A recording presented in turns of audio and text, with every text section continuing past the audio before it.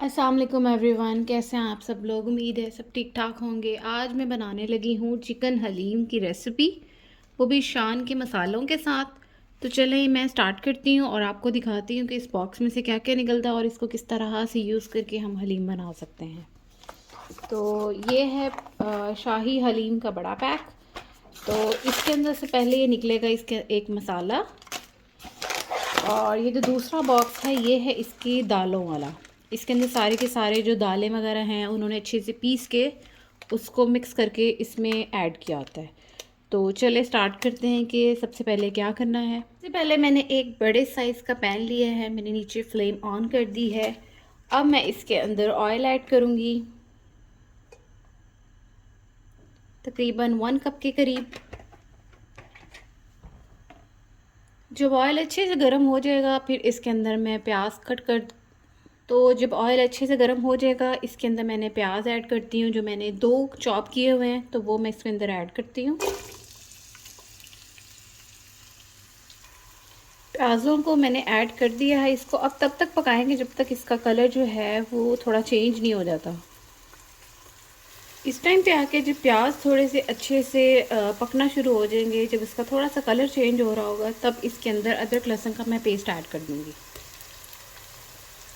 और इसको अच्छे से मिक्स करने के बाद थोड़ी देर के लिए छोड़ देंगे ताकि थोड़ा और इसका कलर चेंज हो जाए।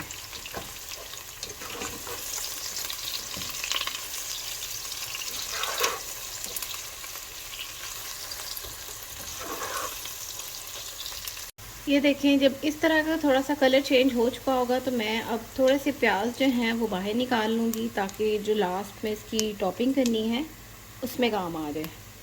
सिर्फ इतने से प्याज मैं बाहर निकालूँगी।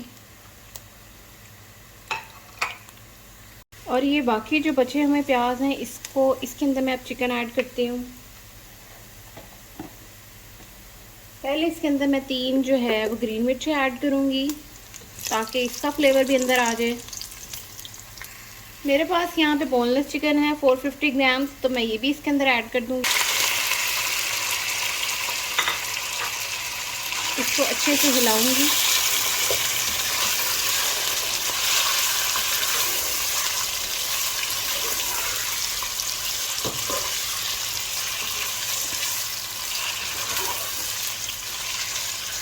थोड़ी देर के लिए इसको इसी तरह फ्राई होने के लिए रख देंगे, फिर इसके अंदर मैं मसाला ऐड करती हूँ।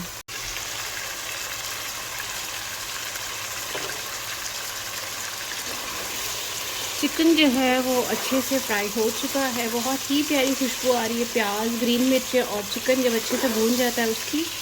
तो अब मैं इसके अंदर शान का जो मसाला है हलीम वाला वो ऐड करती हूँ। ये है मसाला, मैं सारा का सारा ऐड कर दूँगी।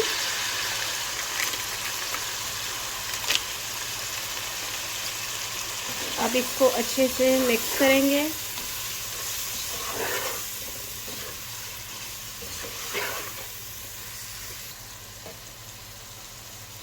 अब मैं इसके अंदर पानी ऐड करूँगी।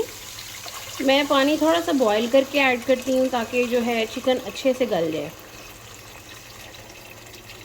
तकरीबन 1 जग के करीब मैंने पानी ऐड किया है और चिकन को इसी के अंदर अच्छे से पकाएंगे। अब दूसरी साइड पे ये जो इसके साथ दालों वाला निकला था पैकेट, इसको मैंने खोला, उसके अंदर कुछ इस तरह का निकला है। तो अब पहले इसको भी बॉईल करेंगे और उसके बाद जो इसका मैंने मसाला बनाया है चिकन वाला उसके साथ ऐड कर देंगे। तो ये एक मैंने छोटी सी देच के लिए इसके अंदर मैंने 2 कप के करीब पानी ऐड किया है, गर्म होने के लिए रखा है। उसके अंदर ये सारा का सारा जो दालें हैं ये ऐड कर दूंगी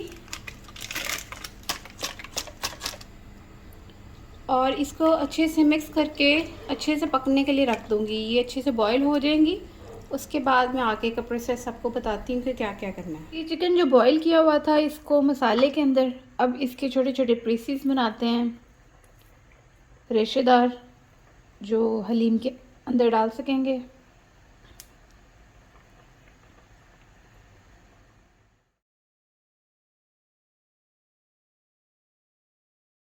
ये है वो बॉईल की हुई दालों का मिक्सचर। इसको मैंने अच्छे से बॉईल करके ग्राइंड कर लिया। अब मैं उस मसाले के अंदर ऐड करूँगी। तो ये है वो हलीम वाला मसाला। जिसके अंदर मैंने जो गोश्त है उसको अच्छे से फ्राई किया था। अब मैं सारा का सारा जो मसाला है ये वाला दालों का ये इसके अंदर ऐड कर दूंगी। अब इसको अच्छे से मैं चलाऊंगी चम्मच को, ताकि ये अच्छे से आपस में जुड़ जाए और मिक्स हो जाए। ये देखें, जब एक इसमें बॉयल आना शुरू होगा तो जो मैंने चिकन अच्छे से उसका जो श्रेडेड किया हुआ था, रेशे बनाए हुए थे, वो मैं इसके अंदर ऐड कर दूंगी। अब टाइम आ गया है इसके अंदर चिकन ऐड करने का, तो मैं ये सारा का सारा चिकन इसके अंदर ऐड कर दूंगी। इसको 10 से 15 मिनट लगातार चलाती रहूँगी ताकि ये अच्छे से मिक्स हो जाए। थोड़ी तेज़ आग पे, नीचे ना लग जाए ना, इस वजह से। तो ये रेसिपी आप लोग ज़रूर ट्राई कीजिएगा, क्योंकि ये मैं काफ़ी दफ़ा बना चुकी हूँ और ये बहुत मज़े की बनती है। ये मैंने दूसरी इसकी वीडियो ये वाली ऐड करूँगी डिफरेंट स्टाइल के साथ। पहले भी मैंने एक ऐड की हुई है, तो अगर आपको वो वाली वीडियो पसंद आती है आप वो वाली देख लें, अगर ये आती है तो ये देख लें। तो और साथ में मैं अपना इंस्टाग्राम का लिंक भी ऐड कर दूँगी, आप लोग वहाँ जाके भी विज़िट कर सकते हैं, मुझे फॉलो कर सकते हैं। 10 से 15 मिनट लगातार चम्मच चलाने के बाद जब इसकी थिकनेस इस तरह की कुछ हो जाएगी तो इसके अंदर मैं धनिया ऐड करूँगी। मैंने ज़रा फ्रीज़ किया होता है तो वो इस वजह से मैं इसको अब ऐड करूँगी। अब थोड़ी देर इसको और पकाएंगे ताकि धनिया अंदर से अच्छी तरह घुल जाए। माशाल्लाह से बहुत ही प्यारी खुशबू आ रही है और बहुत अच्छा हलीम बना है। आप लोग भी ज़रूर ट्राई कीजिएगा।